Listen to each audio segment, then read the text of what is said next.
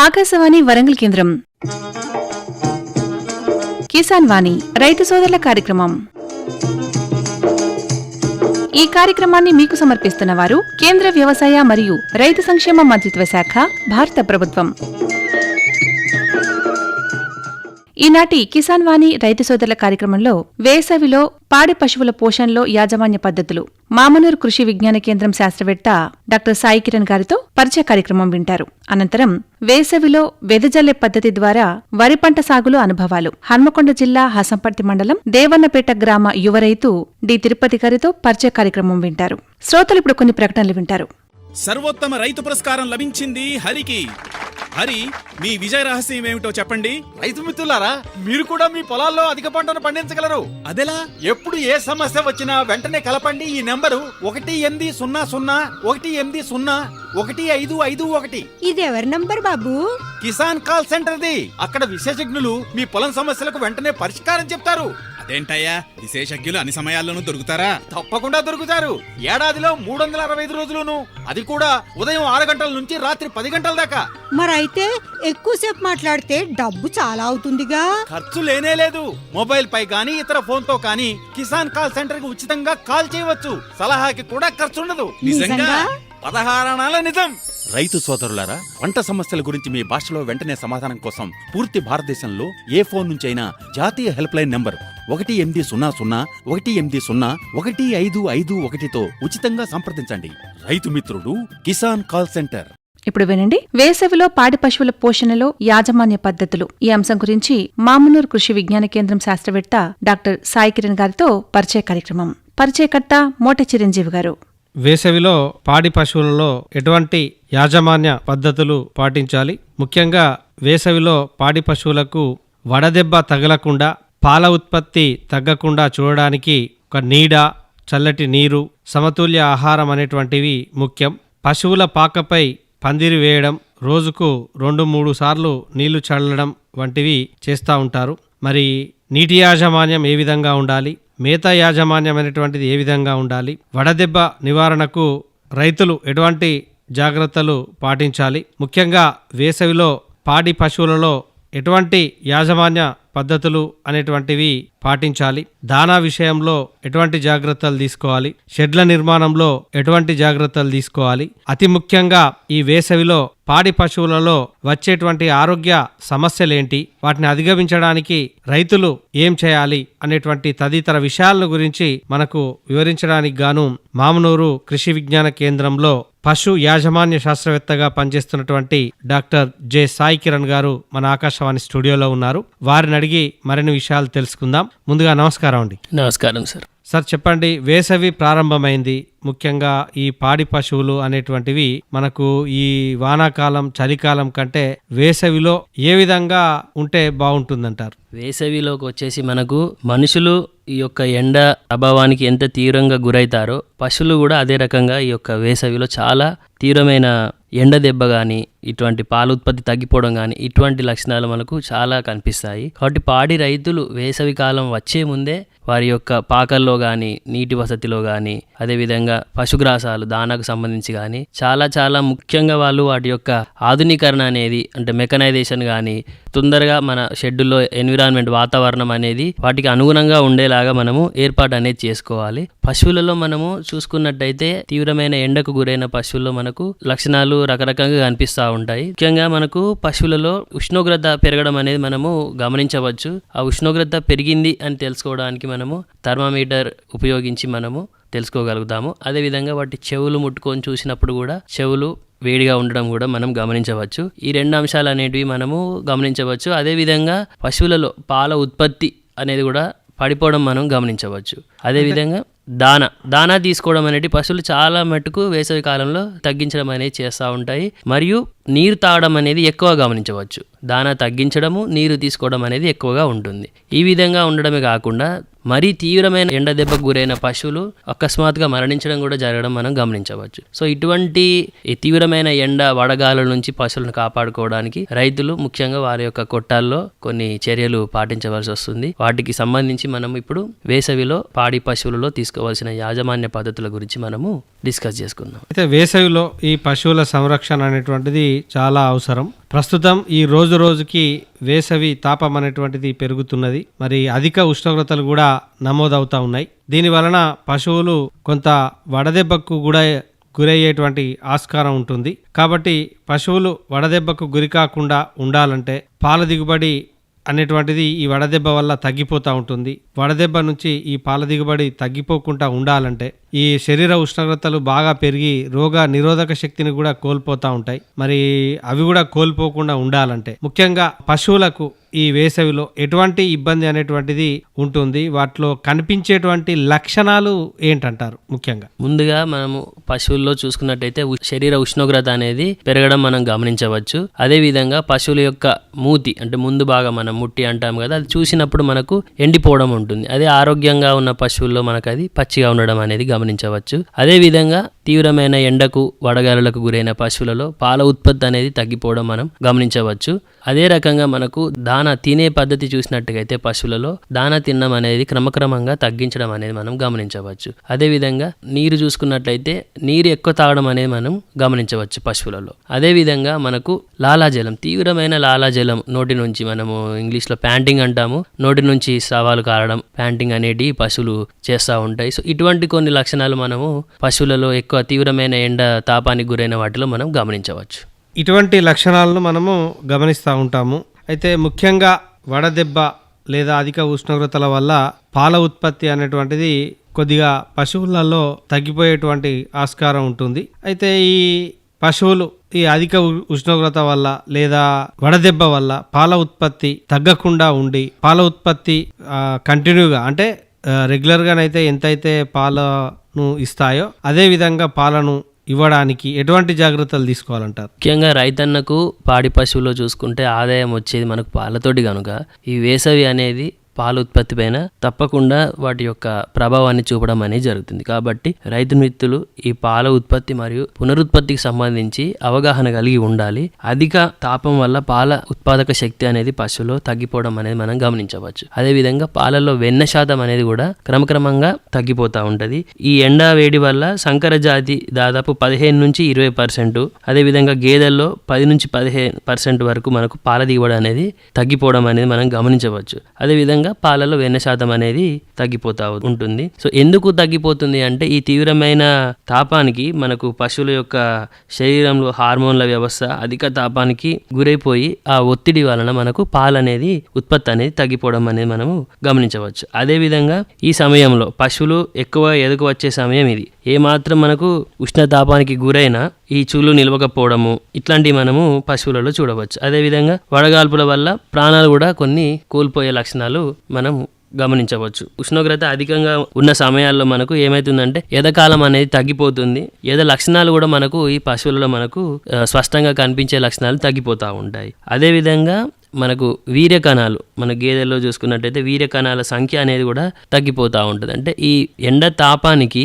మనకు దున్నపోతుల్లో మరియు గేదెల్లో ఒకటే పశువు మీద మనకు ఈ ఎఫెక్ట్ అనేది కనిపించడమే కాకుండా పూర్తిగా అంటే ఉన్న మందలో మొత్తం చిన్న దూడ నుంచి మనకు పెద్దదానికి ప్రతి దానికి ఈ ఎండ వలన ఎఫెక్ట్ కావడం అనేది మనం గమనించవచ్చు. అదేవిధంగా మనకు చూసుకున్నట్టయితే ఇంకా సాధారణంగా మనకు గేదెలు సంవత్సరం పొడుగునా ఎదగు వస్తాయి, కానీ వేసవిలో రావు. ఎందుకంటే వేసవిలో గేదెలు ఎక్కువగా ఎండు గడ్డి తినడం అనేది మనము అబ్జర్వ్ చేయవచ్చు. ఈ ఎండుగడ్డిలో మనకు ఏ రకంగా ఉంటుందంటే ఊకే ఎండుగడ్డి రైతులు పెట్టడం ద్వారా మనకు వాటి కడుపు నిండిన ఫీలింగ్ ఒక్కటే ఉండడం అనేది జరుగుతుంది. పచ్చిగడ్డి కొరత అనేది మనకు ఈ ఎండాకాలంలో కనిపిస్తుంది. కాబట్టి ఈ ఎండుగడ్డిలో మనకు ముఖ్యంగా చూసుకున్నట్లయితే వైటమిన్ ఏ కానీ, కాల్షియం కానీ, కాపర్, మెగ్నీషియం ఇటువంటి ఖనిజ లవణాలు అనేటివి మనకు తక్కువ ఉండడం వలన మనకు ఈ ఎదకు వచ్చే లక్షణాలు తగ్గిపోవడము, చూడిగట్టిన పశువులు తగ్గిపోవడము, చూడి నిలవకపోవడము ఇటువంటి మనకు ఎక్కువగా జరుగుతూ ఉంటాయి. గర్భాశయ ఎదుగుదలకు కావలసిన ఈ సూక్ష్మధాతువులు, ఈ వైటమిన్ ఏ, కాల్షియం ఇవి ఏమైతే ఉంటాయో అవి లోపించడం వల్ల మనకు ఈ అంటే పశువులు కట్టడము కానీ ఈ పునరుత్పత్తి మీద చాలా మనకు దెబ్బ అనేది కనిపిస్తూ ఉంటుంది. అదేవిధంగా మనము పరోక్షంగా చూసుకుంటే వేసవిలో ఉండే అధిక ఎండ తీవ్రత వలన గాలిలో ఉండే తేమ గేదెలు మరియు గేదెలలో అంతర్పరణ జీవులు పెరగడానికి ఒక అనుకూలమైన వాతావరణాన్ని కూడా అవి క్రియేట్ చేయడం జరుగుతుంది. దాని వలన మళ్ళీ మనకు పశువులలో ఆరోగ్య సమస్యలు రావడం ఇలాంటివి కనిపిస్తుంది. ఇక్కడ మనము పునరుత్పత్తి పునరుత్పత్తికి చూసుకున్నట్టయితే ఏ పశువు ఎదకొచ్చింది అనేది మనం కరెక్ట్గా గుర్తుపట్టడం అనేది రైతు మిత్రులు చేయాలి. దానికి మనకు వ్యాసక్టమైజ్డ్ బుల్ అని మేము అంటాము. అంటే అది కొట్టిన దున్నలను రాత్రివేళ మనము మందలోకి వదలడం. అవి మనకు ఏ పశువు అయితే ఎదలకు వచ్చిందో, ఎద లక్షణాలు ఉన్న పశువును అవి గుర్తించడం అనేది జరుగుతుంది. తద్వారా మనము సాయంకాలం కానీ తెల్లవారుజామున ఎప్పుడైతే ఎండ తీవ్రత తక్కువ ఉండి చల్లటి వాతావరణం ఉండే సమయంలో మనం కృత్రిమ గర్భధారణ చేయడం కానీ లేకుంటే గేదెను క్రాసింగ్ చేపించడం కానీ చేసినట్టయితే మనకు సత్ఫలితాలు కనిపించడం అనేది జరుగుతుంది. అయితే పాల ఉత్పత్తి పునరుత్పత్తి అనేటువంటిది ఈ విధంగా ఉంటే మరి ఈ వేసవిలో ముఖ్యంగా దానా అనేటువంటిది కూడా చాలా కీలకమైనటువంటి భూమిక పోషిస్తుంది. మరి ఈ దానాలో ఎటువంటి జాగ్రత్తలు అనేటువంటివి తీసుకోవాలంటారు? ముఖ్యంగా మనకు డైరీ కానీ గొర్రెలు మేకలు పెంచడంలో కానీ కోళ్ళ పెంపకంలో కానీ దానా అనేది మనకు 80% ఖర్చు మనకు దానా నుండే వస్తుంది. కావున రైతు మిత్రులు ఈ దానా అనేది చాలా చక్కగా ముందే మనం ప్లాన్ చేసి పెట్టుకోవడం అనేది ఉంటుంది. ఎందుకంటే సాధారణంగా మనకు ఎండాకాలం వచ్చేసరికి పశుగ్రాసాల కొరత అనేది ఏర్పడుతుంది. కావున ముందే రైతులు మల్టీకట్ ఫాడర్స్ అంటే ఏకవార్షికాలు కాకుండా బహువార్షిక పశుగ్రాసాలు అనేది ఎంపిక చేసుకొని ఈ వేసవి కాలంలో కూడా పశుగ్రాసాలు అందుబాటులో ఉండేలాగా చూసుకోవాలి. తద్వారా మనకు కంటిన్యూస్గా అంటే ఎండుగడ్డే కాకుండా పచ్చి మేత కూడా మనకు లభ్యంగా ఉండడానికి ఆస్కారం ఉంటుంది. అదేవిధంగా మనకు మల్టీకట్ ఫాడర్స్ పశుగ్రాసాల్లో మనకు ఈ సూపర్ నేపియర్ కానీ AVPN1 కో4 కో6 ఇటువంటి రకాలు ఉన్నాయి. అవి కూడా మనకు బయట మనకు మార్కెట్లో కానీ మన యూనివర్సిటీలో విశ్వవిద్యాలయాల్లో కూడా లభ్యంగా ఉన్నాయి. వాటిని తెచ్చుకొని వాళ్ళు వాటిని కూడా ఉపయోగించుకోవాలి. అదేవిధంగా పాత్రగడ్డి సైలేజ్ అంటాం మనము. ఆ సైలేజ్ కూడా తయారు చేసుకొని పెట్టుకున్నట్టయితే వేసవిలో దాన్ని చక్కగా ఉపయోగించుకోవచ్చు. మరొకటి ఈ వేసవిలో పశువులను మనము తీవ్రమైన ఎండ సమయంలో వాటిని మేతకు బయటికి పంపకూడదు. దూడలను ఉదయం మనం 10 గంటల నుంచి సాయంత్రం 4 గంటల మధ్య ఎండలోకి వదలకూడదు. మేతకు మనం ఉదయం 6 గంటల నుంచి 11 గంటల వరకే మేత సమయం అనేది పెట్టుకోవాలి. తర్వాత సాయంత్రం కాలం వచ్చేసరికి మనకు 4 నుంచి 6 గంటల సమయంలో వాటిని మేతకు మనం పంపించాలి. అదేవిధంగా పాల ఉత్పత్తి దెబ్బతినకుండా ఉండాలంటే మనము ఖనిజ లవణాల మిశ్రమం అనేది ప్రతి పశువుకు పెట్టడం అనేది చేయాలి. రైతన్నలకు బయట మార్కెట్లో మనకు ఖనిజ లవణాల మిశ్రమం అనేది దొరుకుతుంది. అదేవిధంగా మన PV నరసింహారావు విశ్వవిద్యాలయం వారు యూనివర్సిటీ వారు తయారు చేసిన ఖనిజ లవణాల మిశ్రమం కూడా మనకు అందుబాటులో ఉంది. అది రోజుకు మనము 50 నుంచి 100 గ్రాముల చొప్పున పశువుకు ఇచ్చినట్టయితే మనకు పాల ఉత్పత్తి అనేది కూడా మనకు యథావిధిగా ఉంటుంది. అంటే వేసవి కాలమైనా చలికాలమైనా మనకు ఆ పాల ఉత్పత్తి అనేది ఒకటే విధంగా ఉండడానికి ఆస్కారం ఉంటుంది. అదే మనకు గొర్రెలు మరియు మేకల్లో చూసుకున్నట్టయితే మేసే సమయం కూడా మనము ఇది ఎండపూట కాకుండా మనకు చల్ల ప్రదేశాల్లో ఇప్పుడు మన రైతులు చూసినట్టయితే గొర్రెలు వీటిని ఎండ సమయంలో వాటిని మేత పంపించడం అనేది జరుగుతుంది. ఆ విధంగా చేయకూడదు. అదేవిధంగా ఈ మేతలో ఎక్కువ కొవ్వు పదార్థాలను జోడించినట్టయితే వాటికి శక్తిని అందించడానికి మనం ప్రయత్నించిన వాళ్ళం అవుతాము. అదేవిధంగా దానా మనం ఎంపిక చేసుకునేటప్పుడు ఎక్కువ శక్తిని ఇచ్చి ఆ పశువు యొక్క శక్తిని గాఢతను పెంచే వాటిని మనము ఎంచుకోవాలి. ఎందుకంటే కొవ్వు నుండే మనకు ఉత్పత్తి అయ్యే మెటబాలిజం ఎనర్జీ ఆ రూమెన్ అనే మన పెద్ద కడుపులో మనకు ఉపయోగపడుతుంది. కాబట్టి ఆ కొవ్వు అనేది ఉండే వంటి పొడి పదార్థాలను మనము దానాలో ఉపయోగించుకునేలాగా చూసుకోవాలి. ఎటు చూసి మనకు అంటే దానా వలనే మనకు ఆరోగ్యం, పశు యొక్క ఆరోగ్యము, పశు యొక్క పాల ఉత్పత్తి, పశువుల యొక్క పునరుత్పత్తి అన్ని దానా మీదనే మనకు ఆధారిత పడి ఉంటాయి. కాబట్టి మనం ఈ దానా అనే దానిపైన చాలా ఎక్కువ శ్రద్ధ వహించి ప్రతి ఒక్క రైతు వీటిపైన అవగాహన కలిగి ఉండాలి. ఎక్కడ కూడా నిర్లక్ష్యం చేసినా కూడా మనకు పశువులు ఆల్రెడీ మనకు ఈ వేసవి తీవ్ర ఒత్తిడిలో ఉండి తినకుండా ఉండడం జరుగుతుంది. కాబట్టి మనం ఎటు చేసేవి తిని సరైన మంచినీరు తాగి ఆరోగ్యంగా ఉండేలాగా చూసుకోవాలి. మరి దానా విషయంలో ఇటువంటి జాగ్రత్తలు అనేటువంటి తీసుకోవడం అనేటువంటి జరుగుతుంది. అయితే ఈ వేసవిలో షెడ్ల నిర్మాణంలో కనుక చూస్తే ఎటువంటి జాగ్రత్తలు తీసుకుంటే మంచిదంటారు? మనము రైతన్నలు ఆ షెడ్ కొట్టాలు నిర్మాణం చేసేటప్పుడు కూడా వాటిని ముందుగా అంటే వేసవిని దృష్టిలో పెట్టుకునే కాకుండా ముందుగా షెడ్ నిర్మాణం చేసుకునేటప్పుడే దాన్ని తూర్పు పడమర స్థానంలో ఉండేలాగా వాళ్ళు నిర్మాణం అనేది చేసుకోవాలి. అదేవిధంగా పాకల చుట్టూ మనము చెట్లను పెంచుకోవాలి. చెట్లను పెంచితే మనకి ఏమవుతుందంటే ఈ తీవ్రమైన వడగాలులు కానీ వేడిగాలుల నుంచి కానీ షెడ్ లోపలికి ఈ వడగాలులు వెళ్లకుండా ఆ చెట్లు మనకు కాపలాగా ఉన్నట్టుగా ఉంటాయి. వాటిలలో మనము అవిష కానీ మునుగ కానీ సుబాబుల్ వంటి బహుళ ప్రయోజకర మొక్కలను నీడ కోసం పెంచాలి. ఇవి వేడిగాలి నుండి పశువులను కాపాడుతాయి. అదేవిధంగా షెడ్ల పైకప్పు చూసినట్టయితే మనము తెల్లటి పెయింట్ వేసినట్టు అయితే మనకు తీవ్రమైన ఎండ అనేది షెడ్ లోపలికి పోకుండా ఉంటుంది. అదేవిధంగా షెడ్ పైన గడ్డి కానీ తాటి ఆకులు కానీ కొబ్బరి వంటి ఆకులు పరచడం వల్ల మనకు ఈ సూర్యరశ్మి అనేది ఎక్కువ షెడ్ లోపలికి ప్రవేశించకుండా మనము అరికట్టవచ్చు. అదేవిధంగా నీడనిచ్చే చెట్లు అందుబాటులో లేకపోతే మనకు షెడ్ నిర్మాణం చేసే సమయంలో కనీసం 9 అడుగుల ఎత్తుగల పైకప్పు ఏర్పాటు చేసుకోవాలి. అదేవిధంగా మధ్యాహ్నం 12 గంటల నుంచి సాయంత్రం 4 గంటల వరకు గంటకు ఒకసారి చల్లని శుభ్రమైన నీరు వాటి పశువుల యొక్క ఒంటి మీద పోసి వాటిని తూడ్చేలాగా అంటే చల్లబడిచేలాగా చూసుకోవాలి తీవ్రమైన ఎండ ఉన్న సమయంలో. అదేవిధంగా మధ్యాహ్న సమయంలో మనం పాగల చుట్టూ గోన సంచులు కట్టడం కానీ, పరదాలు వేలాడదీసి వాటిని తడపడం కానీ, గోన సంచులు కట్టి వాటి మీద నీళ్లు చల్లినా పర్లేదు. అదేవిధంగా మనకు 20% గ్రీన్ షేడ్ నెట్స్ కూడా మనకు మార్కెట్లో అవైలబుల్గా ఉన్నాయి, అందుబాటులో ఉన్నాయి. వాటిని కూడా ఉపయోగించవచ్చు. తీవ్రమైన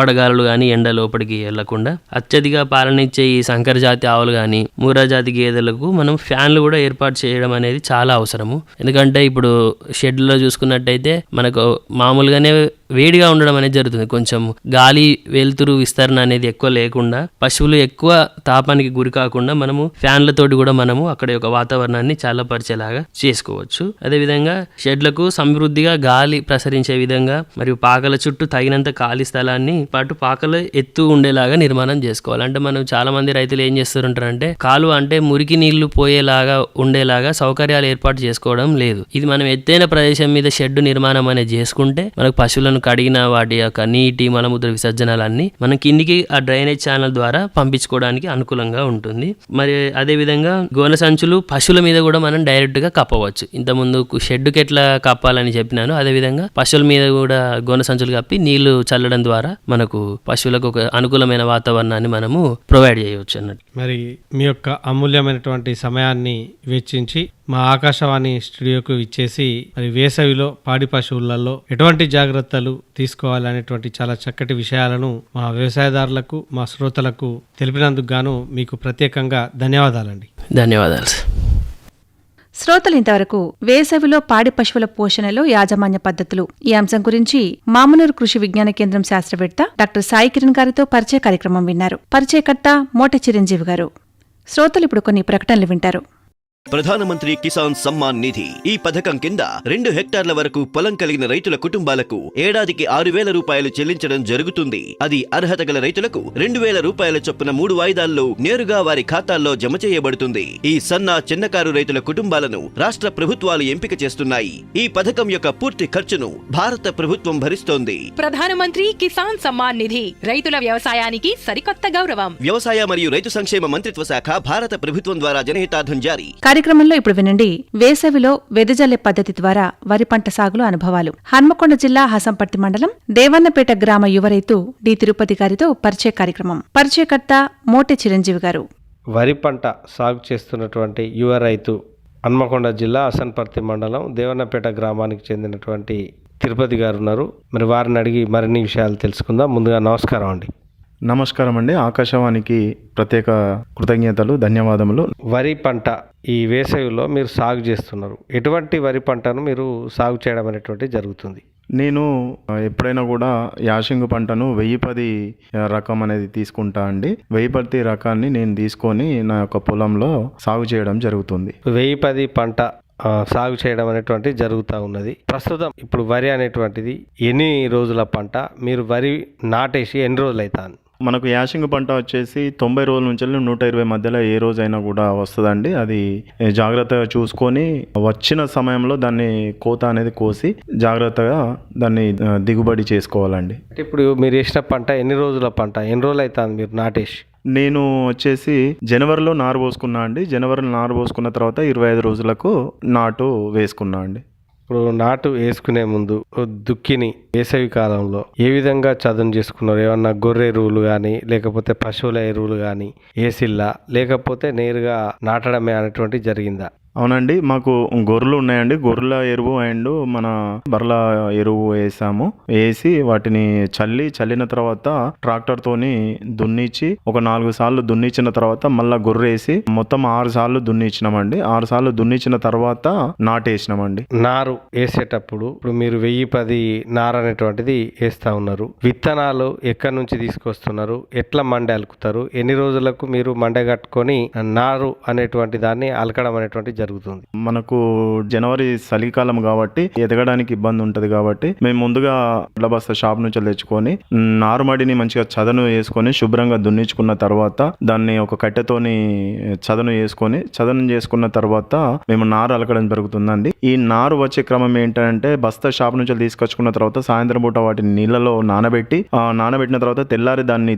బస్తాను తీసి ఒక మండె లెక్క కట్టి 3 రోజులు వాటిని మనం నీళ్లు పోసుకుంటూ పొద్దున మధ్యాహ్నం సాయంత్రం నీళ్లు పోసుకుంటూ ఉంటే అది నారు అనేది బయటకు వస్తుందండి, మొలక లెక్క బయటకు వస్తుంది. ఆ మొలక వచ్చిన తర్వాత రోజు మనం దుక్కి చదును చేసుకొని దుక్కిలో మనము ఇట్లా నారుమడి తయారు చేసుకొని నార్మల్లో ఇది చల్లుకోవడం జరుగుతుందండి. వెదజల్లే పద్ధతిలో మండగట్టిన తర్వాత ఎట్లా అలుకుతారు, ఎట్లా తీసుకొని మీరు వెదజల్లే పద్ధతి ద్వారా మీరు వరి సాగు అనేటువంటి చేస్తా ఉన్నారు? ఎక్కువ కూలోళ్ళు ఖర్చు కాకుండా కూలోళ్ళు దొరకని సమయంలో ఒక 2 కూలోళ్ళను పట్టుకొని మనము ప్రతి ఎకరానికి ఒక 2 కూలోళ్ళను పెట్టుకొని మనం ఒక గంపలో కానీ లేదా డబ్బలో కానీ ఎలానైనా తీసుకొని ఆ మొలకను మనము ఎత్తుకొని ప్రతి నారుమడికి వెళ్ళి ఇట్లా డబ్బా లెక్క తయారు చేసుకున్న తర్వాత ప్రతి నారుమడికి వెళ్ళి మనం వెదజల్లొచ్చండి. ఇట్లా వెదజల్లే మొలక వచ్చిన తర్వాత వెదజల్లే క్రమంలో కూలోళ్ళు కూడా చాలా ఎక్కువ అవసరం ఉండదు మనకు. సో ఇద్దరితోనే మనకు కంప్లీట్ గా వెదజల్లడము జరుగుతుంది. దీనివల్ల మనకు సమయం కూడా తొందర ఆదా అవుతుంది, దిగుమతి కూడా ఎక్కువ వస్తుంది. వరి నాటేసుకున్న తర్వాత వరి నార అనేటువంటిది ఎదిగిన తర్వాత ఎన్ని రోజులకు ఇది పూతకొస్తుంది, ఎన్ని రోజులకు కాతకు వస్తుంది?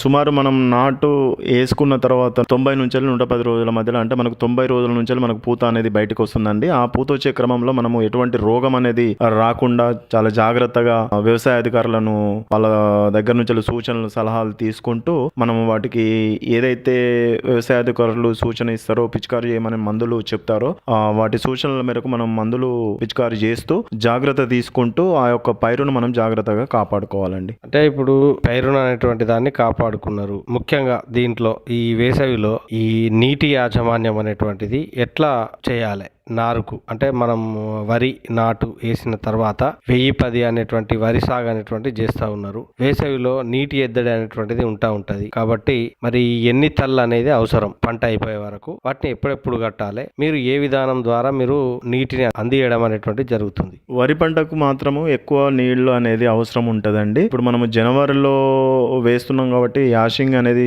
నాటు జనవరిలో వేస్తున్నాం కాబట్టి ఫిబ్రవరి నుంచి వెళ్ళి ఎండలు ఎక్కువగా అవుతాయి కదా అండి. దానికంటే ఇంకా మార్చి వచ్చిందనంటే ఇంకా ఎక్కువ ఎండ జరుగుతుంది కదా. కాబట్టి మనము నీళ్ళు అనేటివి ఎప్పుడు తడిగా వరి పొలానికి తడిగా ఉంచాలి. ఒకవేళ నీటి ఎద్దడి కనుక ఉన్నట్టయితే మనము డే బై డే అంటే రోజు తప్పించి రోజైనా వాటర్ని పెట్టుకోవాలి. ఇంకా ఏమన్నా నీరు తక్కువగా ఉన్నట్టయితే 2 రోజులకోసారైనా కూడా కంపల్సరీ పదను ఉండేటట్టు మనము ప్రయత్నం చేసుకోవాలి. నీటిని ఎప్పుడు కూడా వాటిని కట్టుకుంటూ పొలానికి పదను ఉండేటట్టు మనము జాగ్రత్తగా వహించుకోవాలండి. ఎరువులు ఏ విధంగా వేసుకోవాలి, ఎప్పుడెప్పుడు వేసుకోవాలి, ఏమేమి వేసుకోవాలి, ఎంత మోతాదులో వేసుకుంటే అధిక దిగుబడి అనేటువంటిది సాధించవచ్చు అంటారు? నేను వచ్చేసి మనకు రసాయనిక ఎరువులు సేంద్రియ ఎరువులు 2 వాడతానండి. నేను నాటు వేసే ముందు దుక్కిని మొత్తం చదును చేసిన తర్వాత నాటు వేస్తారనగా నేను డిఏపి, ఒకవేళ డిఏపి అందుబాటులో లేకపోయినట్టయితే యూరియా అనేది చల్లుతా అండి. యూరియా చల్లి నాటు వేసిన తర్వాత 5 రోజులకు లేదా 4 రోజులకు లేదా 3 రోజులకు మనము గడ్డి మందు అనేది చల్లుతా అండి. ఏది గడ్డి అనేది మొలవకుండా నేను గడ్డి మందు అనేది అది ఉష్కలనైనా లేదు అని అంటే మన ఉనుకలనైనా కలిపి నేను చల్లుతా అండి. ఇవి 2 లేనప్పుడు యూరియా ఉండేది ఉంటే యూరియాలో కూడా గడ్డి మందు వేసుకొని కలిపించుకొని మొత్తం కలుపుకొని నేను పొలానికి మొత్తం చల్లుతా అండి. దీని తర్వాత వచ్చేసి 20 రోజుల తర్వాత అంటే నేను స్టార్టింగ్ ఏదైతే నాటేసిన కాంచెలు మొదలు పెడితే 20 రోజుల తర్వాత మళ్ళా అది కొంచెము మంచిగా వృద్ధి చెందడానికి యూరియా అనేది చల్లుతా అండి. ఆ యూరియా చల్లిన తర్వాత మళ్ళీ ఒక 15 రోజులకు నేను మొదటి కలుపు అనేది తీస్తా అండి. సర్వసాధారణంగా అందరూ కొందరేమో ఒకటేసారి కలుపు తీస్తారు యాసింగ్, లేదంటే కొందరు మంచిగా నీట్గా ఉండడానికి 2 కలుపులు అనేటివి తీస్తారు. కాబట్టి నేను యూరియా వేసిన 20 రోజుల తర్వాత 20 రోజులకు యూరియా చల్లి ఆ 20 రోజుల తర్వాత నుంచి మళ్ళీ ఒక 30 రోజుల సమయం అంటే యూరియా చల్లిన కాంచెల్లి 10 రోజుల మధ్యలో గ్యాప్లో నేను మొదటి కలుపు అనేది తీస్తా అండి. ఈ మొదటి కలుపు అనేది తీసిన తర్వాత మళ్ళీ ఒక 10 రోజుల గ్యాప్ ఇచ్చి డిఏపి మంచిగా వృద్ధి చెందడానికి డిఏపి అనేది నేను చల్లడం జరుగుతుంది. ఒకవేళ కనుక ఇప్పుడు యూరియా దిగుమతి తక్కువ ఉండి ప్రభుత్వం ఏంటి నానో యూరియా అనేది మనకు ఇస్తుంది కాబట్టి దాన్ని వాటర్లో కలిపి పిచికారీ చేస్తా అండి. ఇట్లా 30 రోజుల వరకు నేను జాగ్రత్తగా చూసుకుంటా. ఆ 30 రోజుల తర్వాత నుంచి మళ్ళీ ఒక 10 రోజులు 15 రోజుల తర్వాత నేను లేదా నెల రోజుల తర్వాత నేను కలుపు అనేది తీయడం జరుగుతుందండి. రెండో కలుపు తీసిన తర్వాత అప్పుడు మళ్ళీ ఇంకొక 10-15 రోజుల టైం తీసుకొని రెండవ కలుపు అనేది తీయడం జరుగుతుంది. ఎందుకంటే ఎటువంటి గడ్డి అనేది ఎటువంటి వేస్టేజ్ అనేది వడ్ల మధ్యలో ఉండకుండా, పొలం నాటు మధ్యలో ఉండకుండా చాలా జాగ్రత్తగా నేను నా పొలాన్ని శుద్ధి చేసుకోవడం జరుగుతుందండి. కలుపు కూడా ఈ విధంగా మీరు నివారించడం అనేటువంటి జరుగుతుంది. అయితే ముఖ్యంగా వేసవిలో ఇప్పుడు మీరు పెట్టినటువంటి 1010 అనేటువంటి వరిలో వచ్చేటువంటి చీడపీడలేంటి, వాటిని అరికట్టడానికి ఎటువంటి జాగ్రత్తలు తీసుకోవాలంటారు రైతులు? మనకు ఎరుపు రోగం అనేది ఎక్కువ వస్తుందండి ఎండాకాలము. ఆ ఎరుపు రోగాన్ని నివారించడానికి వ్యవసాయ అధికారులను నేను వాళ్ళ సూచన తీసుకొని వాళ్ళు ఏదైతే మందు కొట్టుమని చెప్తారో ఆ మందుని తీసుకొని వచ్చి పిచికారీ చేయడం జరుగుతుందండి. అంటే ఇప్పుడు ఒక ఎరుపు రోగమే వస్తుందా, ఇంకా ఏ ఇతర ఏమైనా చీడపీడలు అనేటువంటివి వస్తాయా? వాటిని వస్తే మీరు ఏ విధంగా మీరు దాన్ని ఐడెంటిఫై చేస్తారు? దానికి సంబంధించినటువంటి నివారణ కోసం మీరు ఏం చర్యలు అనేటువంటివి తీసుకుంటారు? అంటే భూమిని బట్టి ఉంటుందండి. నాది చౌక భూమి కాబట్టి నాకు ఎరుపు రోగం అనేది ఎక్కువ వస్తుంది. రాగళ్లకు వేరే రోగం వస్తుంది. ఇంకా మిగతా ప్రాంతాలను బట్టి ప్రాంతాల వైజ్గా అవి రోగాలు వస్తాయండి. ఎక్కువ మనకు వర్షాకాలం అయితేనో దోమకాటు ఎక్కువ ఉంటుంది కాబట్టి ఎండాకాలం అనేది దోమకాటు చలికాలంలో మాత్రమే ఉంటుంది కాబట్టి తర్వాత మనకు ఎండాకాలం కాబట్టి మనకు కొంత ఎరుపు రోగం అనేది చిటుకు రోగం అనేది కొంత ఎక్కువగా ఉంటుంది. ముఖ్యంగా మా ప్రాంతాల్లో వచ్చేసి ఎరుపు రోగం ఎక్కువ ఉంటుంది కాబట్టి వాటికి సంబంధించిన ఏదైతే వ్యవసాయ అధికారులు సూచిస్తారో ఆ సూచనల మేరకు మేము ఫర్టిలైజర్ షాప్లకు వెళ్ళి మందు తీసుకొని వచ్చి పిచికారీ చేయడం జరుగుతుందండి. అంటే ముఖ్యంగా ఇటువంటి చీడపీడనటువంటి మీకు వచ్చినప్పుడు దాని నివారణకు సంబంధిత అధికారుల యొక్క సలహా మేరకు మీరు పిచికారీ చేయడం అనేటువంటి జరుగుతుంది. మరి మీరు ఎన్ని ఎకరాల వరి పంట వేయడం జరిగింది? దాన్ని కోత అనేటువంటిది ఎప్పుడు వస్తుంది? కోత వచ్చినప్పుడు ఏ విధంగా దాన్ని కోత కోస్తారు? నేను సుమారు 5 ఎకరాల దాకా నేను వరి పంట వేసిన అండి. నేను కోత సమయము ఎట్లా నాకు గుర్తుకు వస్తుందనంటే, నాకు ఏదైతే గొలుసు వంగి ఎర్రబడ్డదో ఆ ఎర్రబడిన తర్వాత ఇంకొక 2-3 తళ్ళు వేస్తే నాకు ఇక మొత్తం ఎర్రబడుతుంది అనుకునే సమయంలో నేను దాన్ని చూసి ఇంత ఏదైతే ఇంకో 2-3 తళ్ళు ఉంటుందో ఆ జాగ్రత్తగా తళ్ళు పెట్టిన తర్వాత దాన్ని ఇక పూర్తి ఎరుపు రెడ్డిష్ లాగా వచ్చిన తర్వాత దాన్ని నేను ఆపడం జరుగుతుంది.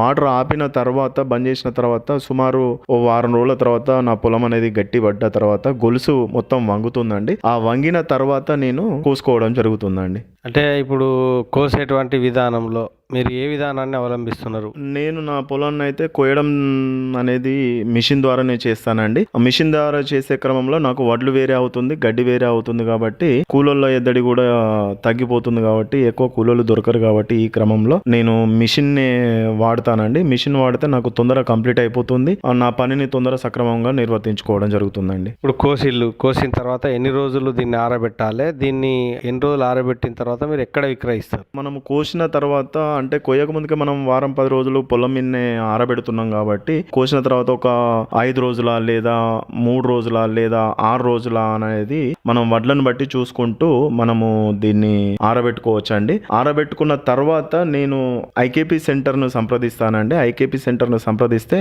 వాళ్ళు నాకు టైం ఇస్తారు. ఆ టైం లోపల నేను నా పనిని నేను పూర్తి చేసుకుంటా అండి. మరి ఇంతవరకు మీ యొక్క అమూల్యమైనటువంటి సమయాన్ని వెచ్చించి మరి వరి సాగులో ఎటువంటి చర్యలు తీసుకున్నట్లయితే రైతులు అధిక దిగుబడి సాధించవచ్చు అనేటువంటి విషయాలపైన చాలా చక్కగా వివరించినందుకు, మీ యొక్క అభిప్రాయాలు తెలిపినందుకు మీకు ప్రత్యేకంగా ధన్యవాదాలండి. నమస్కారం అండి. మన ఆకాశవాణి వాళ్లకు ప్రత్యేక కృతజ్ఞతలు తెలియజేస్తున్నానండి. ఇంతవరకు శ్రోతలు వేసవిలో వెదజల్లే పద్ధతి ద్వారా వరి పంట సాగులో అనుభవాలు, హన్మకొండ జిల్లా హసంపర్తి మండలం దేవన్నపేట గ్రామ యువ రైతు డి తిరుపతి గారితో పరిచయ కార్యక్రమం విన్నారు. పరిచయకర్త మోటి చిరంజీవి గారు. శ్రోతలు ఇప్పుడు కొన్ని ప్రకటనలు వింటారు. కిసాన్ భాయియో గాట్ బాంధ్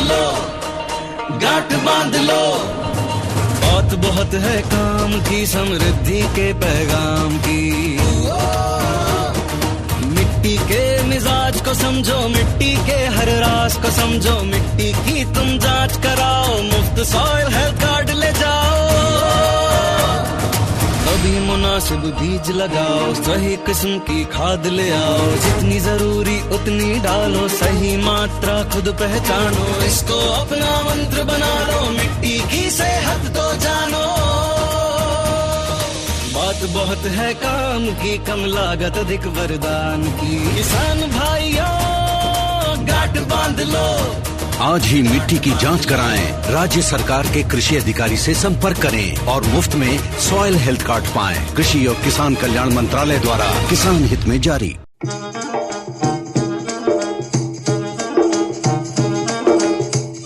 కిసాన్ వాణి కార్యక్రమం ఇంతటితో సమాప్తం.